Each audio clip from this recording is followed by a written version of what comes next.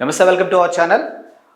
వైఎస్ఆర్సీపీ అధికారంలో ఉన్నప్పుడు చేసినటువంటి తప్పులని ఈరోజు కవర్ చేసుకోవడానికో లేకపోతే డైవర్ట్ చేయడం కోసమో వైఎస్ఆర్సీపీకి సంబంధించినటువంటి సోషల్ మీడియా బ్యాచ్ ఎవరైతే ఉన్నారో వారు చేస్తున్నటువంటి పోస్టుల్ని ఇప్పుడు టీడీపీకి సంబంధించినటువంటి కొంతమంది నేతలు వాదనలు ప్రతివాదనలాగా కౌంటర్కి ప్రతి కౌంటర్ కాగా సోషల్ మీడియాని వేదికగా చేసుకొని కౌంటర్లు ఒకరికొకరు ఇచ్చుకుంటూ ఉన్నారు. ఇక దాంట్లో చూసుకున్నట్టయితే ముఖ్యంగా భారతిరెడ్డిని అంటే వైఎస్ జగన్మోహన్ రెడ్డి సతీమైనటువంటి భారతిరెడ్డిని ఉద్దేశించి కూడా కొన్ని వ్యాఖ్యలు అయితే చేస్తూ ఉన్నారు. మరి వైఎస్ఆర్సీపీ అధినేత జగన్మోహన్ రెడ్డి గత 5 సంవత్సరాల్లో ఏపీకి సీఎంగా ఉన్నప్పుడు ఒక సీఎం హోదాలో ఉన్నప్పుడు అన్ని మతాలని సమానంగా చూడాలి, అన్ని టెంపుల్స్కి వెళ్ళే సందర్భాలు కూడా వస్తూ ఉంటాయి. మరి ఏ రోజు కూడా నువ్వు సీఎంగా ఉన్నప్పుడు నీ భార్యను తీసుకొని ఏ రోజు కూడా ఏ టెంపుల్కి వెళ్ళినట్టు కానీ కొన్ని టెంపుల్స్లో కొన్ని గుళ్ళల్లో కొన్ని సందర్భాల్లో పర్టికులర్గా పండుగల సందర్భంలో కానీ లేకపోతే గుడి ప్రతిష్టల సందర్భంలో కానీ భార్యాభర్తలు కలిసి చేయాల్సినటువంటి పూజల్లో ఏ రోజు కూడా భారతిరెడ్డి పూజలో పాల్గొన్న సందర్భాలు మేము ఎక్కడా చూడలేదంటూ ఈరోజు టీడీపీకి సంబంధించినటువంటి కొంతమంది నేతలు వారి అభిప్రాయాలను సోషల్ మీడియా వేదికగా పంచుకుంటూ ఉన్నారు.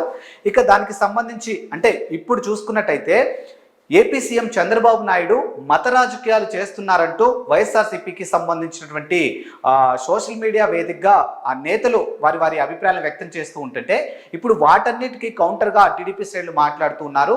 మరి గతంలో వైఎస్ఆర్సీపీ అధికారంలో ఉన్నప్పుడు దాదాపుగా 200 గుళ్ళు ధ్వంసమైన సందర్భాలు వైఎస్ఆర్సీపీ పాలనలో జరగలేదా అంటూ ఈరోజు టీడీపీ శ్రేణులు వారి అభిప్రాయాలను తెలియజేస్తూ ఉన్నారు.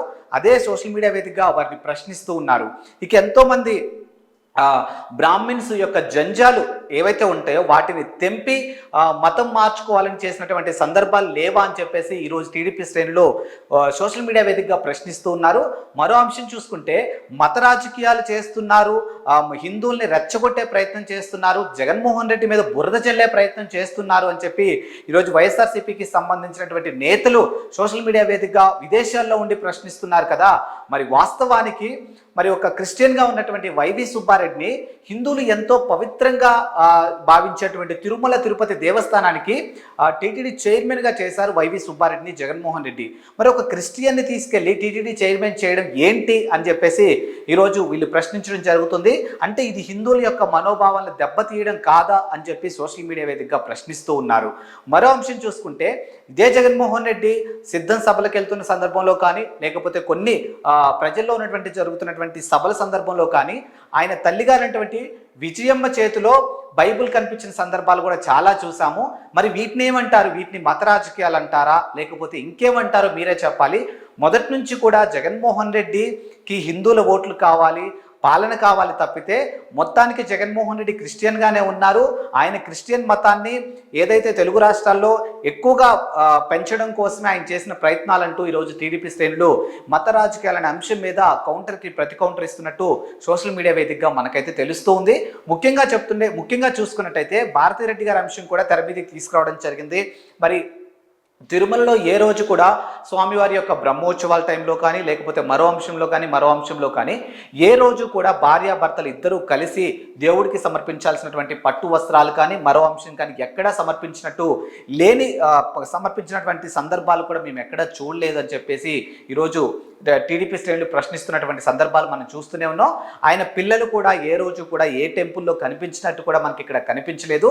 అలాంటి జగన్మోహన్ రెడ్డి ఈరోజు మత రాజకీయాలు చేస్తున్నారు అనే అంశాన్ని మాట్లాడుతుంటే చాలా హాస్యాస్పదంగా ఉందంటూ టీడీపీ శ్రేణులు మాట్లాడుతున్నారు. ఇక మొన్న చూసుకున్నట్టయితే ఆర్కే రోజా చేసినటువంటి వ్యాఖ్యలకు కూడా ఈరోజు కౌంటర్ ఇస్తూ ఉన్నారు. మరి ఆర్కే రోజా 100 రోజుల పాలనలో భాగంగా ఏపీ సీఎం చంద్రబాబు నాయుడు మరోసారి జగన్మోహన్ రెడ్డి మీద బురద చల్లే ప్రయత్నం చేస్తున్నారు.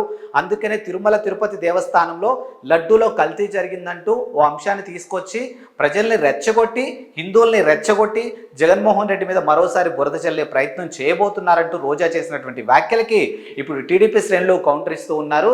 వాస్తవానికి మత రాజకీయాలు స్టార్ట్ చేసింది జగన్మోహన్ రెడ్డి, మొదటి నుంచి కూడా మత రాజకీయాలు చేస్తుంది జగన్మోహన్ రెడ్డి.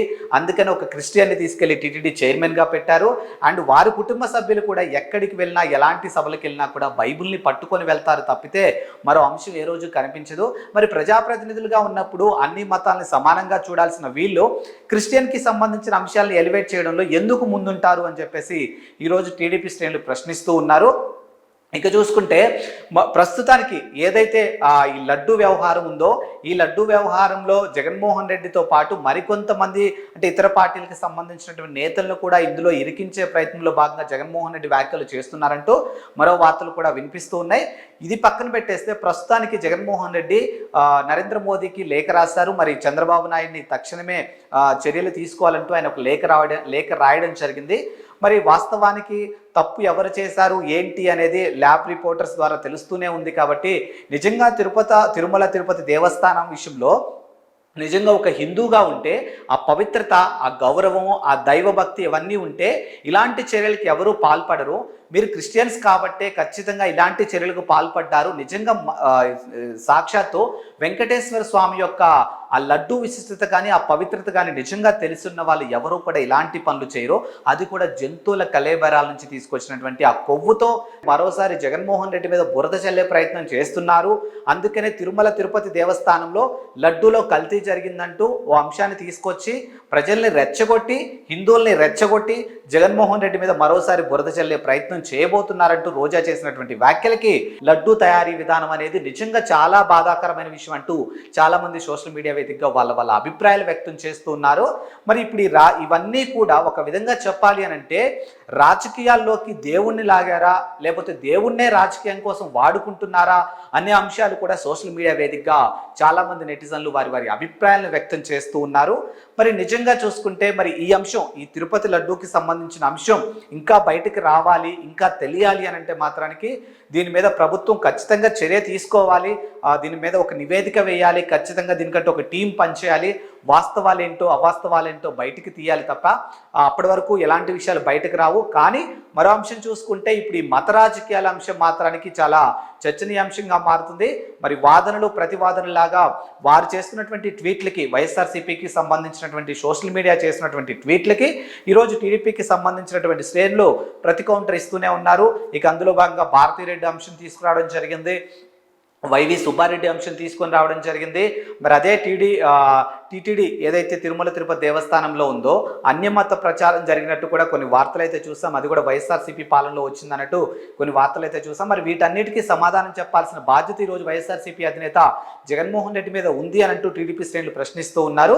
ఇవన్నిటికీ సమాధానం చెప్పిన తర్వాత అప్పుడు చంద్రబాబు నాయుడు మత రాజకీయాలు చేస్తున్నారు అని మాట్లాడే హక్కు మీకు ఉంటుంది, కానీ అంతకు మించి మీకు ఆ మాట్లాడే హక్కు కూడా లేదు అంటూ ఈరోజు టీడీపీ శ్రేణులు ప్రశ్నిస్తూ ఉన్నారు. సరే, ఏది ఏమైనప్పటికీ కూడా మొత్తానికి తిరుమల తిరుపతి దేవస్థానం లడ్డు వ్యవహారంలో నిజ నిజాలు తెలియాలి అని అంటే మాత్రం ఖచ్చితంగా ఈ విషయాన్ని ప్రభుత్వం సీరియస్గా తీసుకోవాలి. దాంట్లో వాస్తవాలేంటో అవాస్తవాలేంటో బయటికి తీసుకొని రావాలని మనమందరం కూడా కోరుకుందాం. అండ్ మరో ఇంట్రెస్టింగ్ టాపిక్తో మళ్ళీ కలుద్దాం. అంతవరకు సెలవు, నమస్కారం.